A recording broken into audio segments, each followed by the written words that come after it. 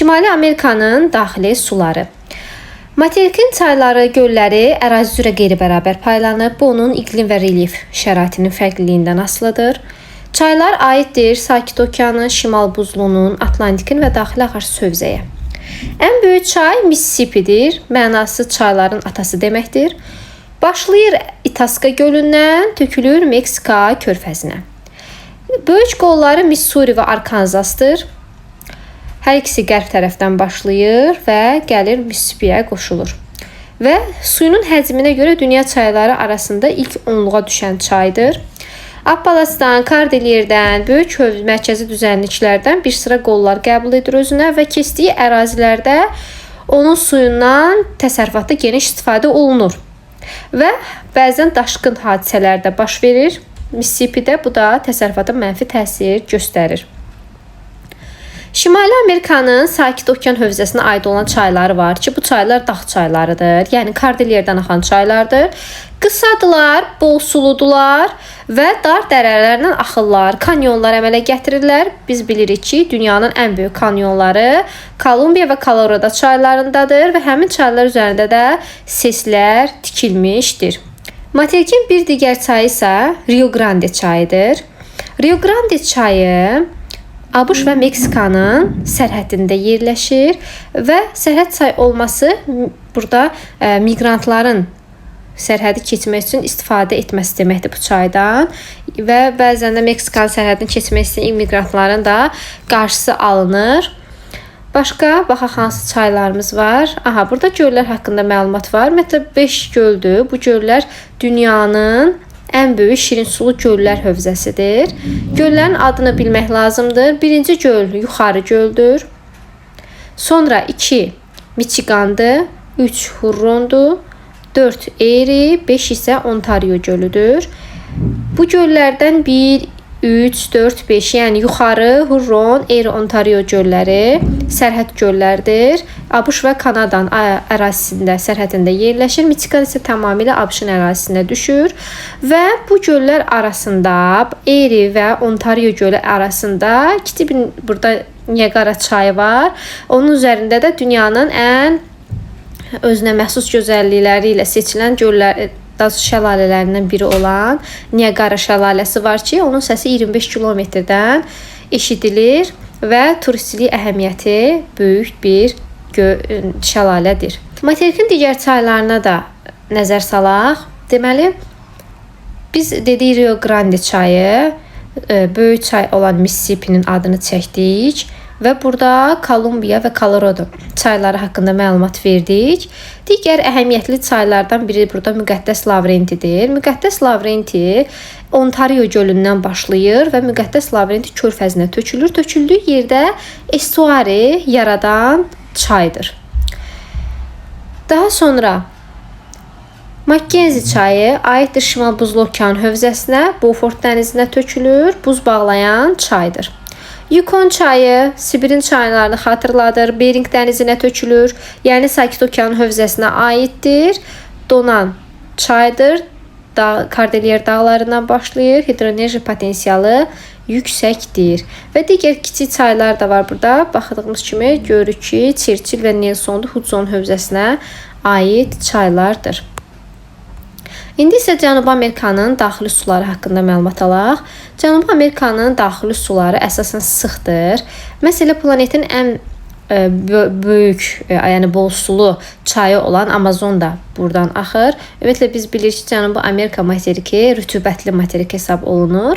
Əgər deyir ki, onun Maranian və Ucayali qollarından uzunluğu hesablansaydı, hal-hazırda dünyanın ən uzun çayı ola bilərdi. Amma əsas çay Amazonda hesablandığına görə bu qəbul edilmir. Amazon aiddir Atlantikin hövzəsinə. Əsasən qidalanır yağış suları ilə, il boyu bol sulu olur. Hidroenerji potensialı çoxdur, amma əsas çay üzərində ses yoxdur. Yalnız ses var onun qolları üzərində. Qolları üzərində ses var. Qollar əsasən subekvatorialdan başlayır. Onlar da həmçinin əsas çay kimi yağış suları ilə qidalanır. Yay aylarında bol sulu olur. Gəmçilik əhəmiyyəti böyükdür. Manaus limanına qədər gəmilər hərəkət edə bilir və endemik bitki heyvanları var. Materikin həmçinin Amazon çayının.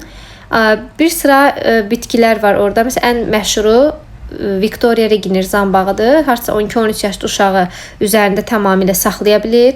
Anakonda, pirakola balığı var orada. Harca 200 kiloqram çəkisi olan balıqdır. Yırtıcı piranya balıqları mövcuddur. Rio Negro çayı. Rio Negro çayı Amazonun ən böyük sol qolu hesab olunur.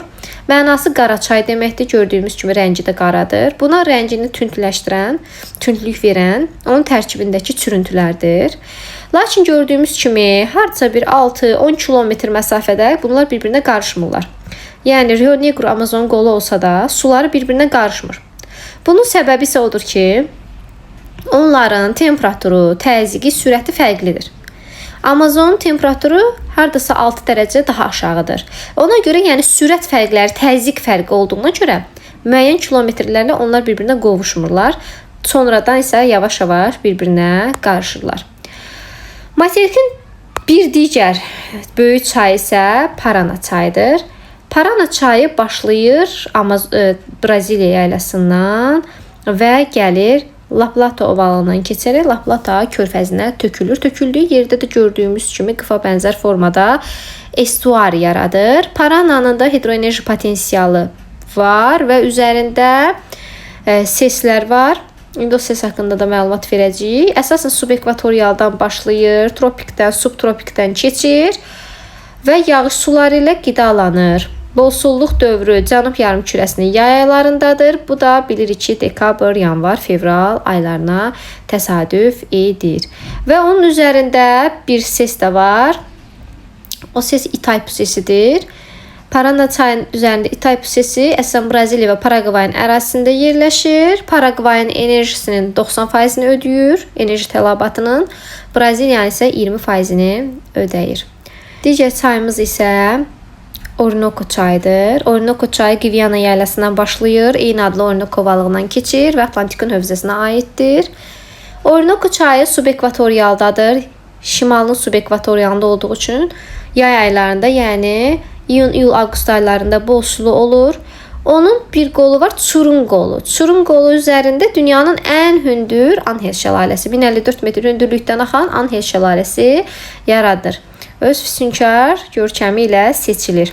Və Venezuelanın meşə məhsulları ixracatçısı olması bu çayla əlaqədardır. Hidroenerji resurslarından az istifadə olunur. Cənubi Amerikanın gölləri çox deyil. Əsasən 2-3 gölün adı çəkilir. Titicaca, Maracaibo, bir də Popo gölü var. Titicaca gölü dünyanın ən hündür dağ göllərindən biridir. Bir dağ gölümüz də Asiyada vardı. İstikul gölüydü, hündür gölüydü.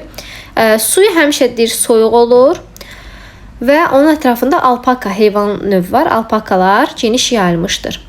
Materikin ən böyük gölü isə Maracaibo'dur. Maracaibo dünyada da seçilir. Laqum mənşəli göl olduğuna görə, yəni mənşəyinə görə seçilir ki, laqum mənşəli göldür. Yəni bir zamanlar bu okeanın bir hissəsi olub. Sonradan sualtı qalxmalar vasitəsilə okeandan ayrılıb. Yəni ensiz dayaz kanal vasitəsilə Venezuela körfəzi ilə Karib dənizini birləşdirsə belə ona göl deyirlər. Cənubi Amerikanın dediyi ən iri gölüdür və maraqlı bir hadisə baş verir burada. Catatumbo çayının Maracaibo gölünə töküldüyü yerdə çoxlu ildırımlar çaxır və gecə 7-10 saat şimşək çaxır burada. Bunun da səbəbi nədir? Yer səthətindən, yəni orada bataqlıqdan qalxan metan qazının atmosferlə toqquşması, hava kütlələri ilə toqquşması nəticəsində yaranır. Bu da gəmiçilər üçün təbii mayak rolunu oynayır. Bu da Catatumbo hadisəsini göstəririk. Maracaibo gölüdür və burada baş verən şimşəkdir Catatumbo hadisəsi.